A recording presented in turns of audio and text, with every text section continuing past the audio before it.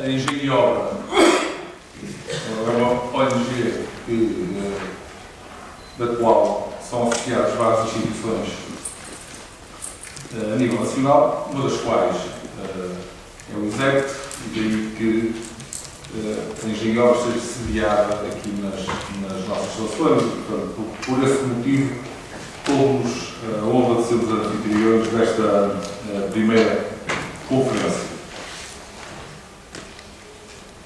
A conferência tem um conjunto alargado de conferencistas que vão intervir sobre diferentes temas, sendo que haverá ao longo da tarde, em primeiro lugar, as intervenções dos conferencistas, depois haverá um período, um intervalo, um período de perguntas e respostas e, finalmente, um momento musical através da luz da Escola de Músicas e Artes, espetáculo do IPP. Atendendo que já estamos um pouco atrasados no programa, não ia alongar muito mais e, portanto, passaria a palavra ao primeiro conferencista. Eu confesso que não tenho a certeza absoluta se a ordem é esta. Portanto, não é esta a ordem. E o primeiro conferencista, então, é o Alfredo Ferreira, da Engenharia e Obra.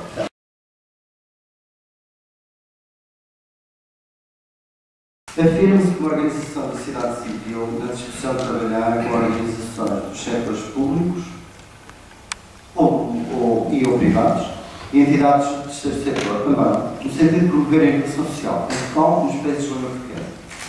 A nossa missão definida mantém-se, que é a mesma que definimos quando da Fundação da Engenharia e Obra, e passo a citar: melhorar a qualidade de vida das populações dos países fragilizados, criando condições que permitam aumentar a sua autonomia, nomeadamente através de projetos integrados de engenharia.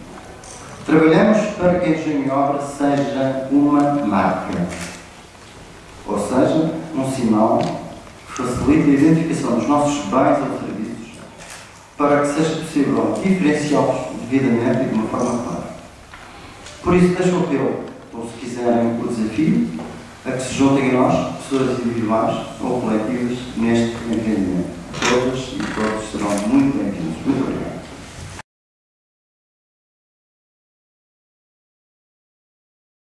Nós devemos fazer grandes desafios aos jovens, aos estudantes, para serem criativos, para serem inovadores, para terem um sentido de responsabilidade. A questão da responsabilização dos indivíduos é fundamental, criarmos esse sentido da responsabilidade. O que nós temos hoje é muita gente distanciada que não se responsabiliza, que já anda a fugir da vida, não anda a viver, não anda a assumir a responsabilidade de viver.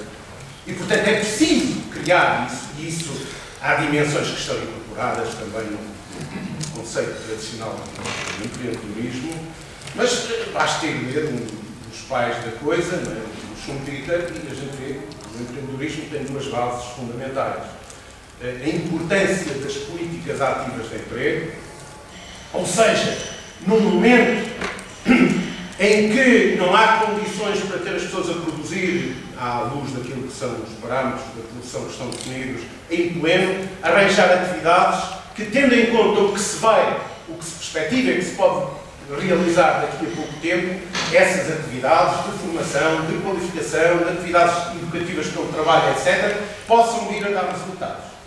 Pois o problema hoje é que não há esse futuro. O futuro está entregue à responsabilidade individual sem se tratar dos problemas coletivos, e não há futuro assim.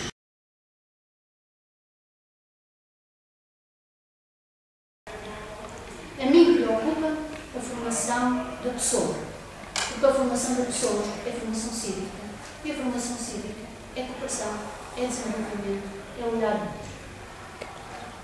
Temos que estar atentos ao erro de Descartes.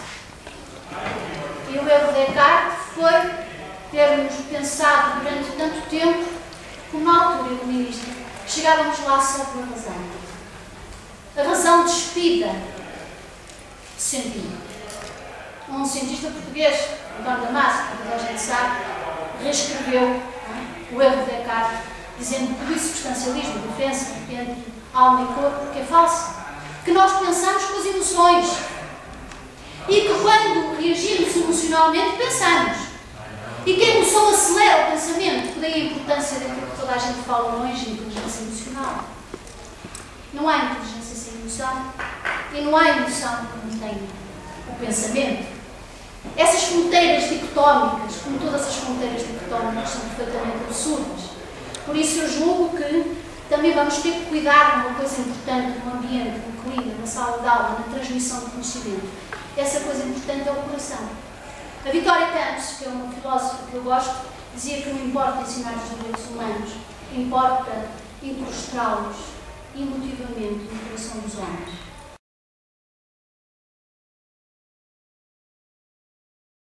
E eu convido-vos depois a explorar a revista. Esta revista, apesar de ter quase um ano, não, de ter efetivamente um ano, eu já perdi a conta, tem muitos exemplos. Há um exemplo que eu gosto muito de citar, que é o exemplo da parceria entre a Garmin Foundation e a Danone, um exemplo notável, não é? de combate a problemas de nutrição das crianças e ao mesmo tempo com vários ganhos colaterais, nomeadamente ao nível de emprego das mulheres que fazem a distribuição dos iogurtes, dos homens que foram colocados e formados para estarem em mini fábricas de iogurtes e por aí fora. Portanto, e acho que cada vez mais o futuro da satisfação das necessidades sociais pelo mundo fora vai passar por ideias que são negócio para as empresas, mas que ao mesmo tempo elas são incapazes de implementar sem o apoio e o conhecimento de terreno das instituições do terceiro setor, que sabem, que conhecem, que chegam às comunidades, que sabem quais são as necessidades, que sabem a melhor maneira de fazer as coisas, e sem esse apoio as empresas não conseguirão muitas das vezes construir esses negócios. É um bocado explorar aquela ideia da long tail do mercado, do Chris Anderson e do C.K. Prahalad, que dizia que realmente o futuro da viabilidade das empresas, sejam grandes ou médias, estaria na exploração desse mercado que tem pouco para pagar, mas que pode pagar por bens bastante mais baratos, que são negócios interessantes para as empresas, mas as empresas só conseguem chegar lá com conhecimento que não têm e que está em muitas das ONGs pelo mundo fora.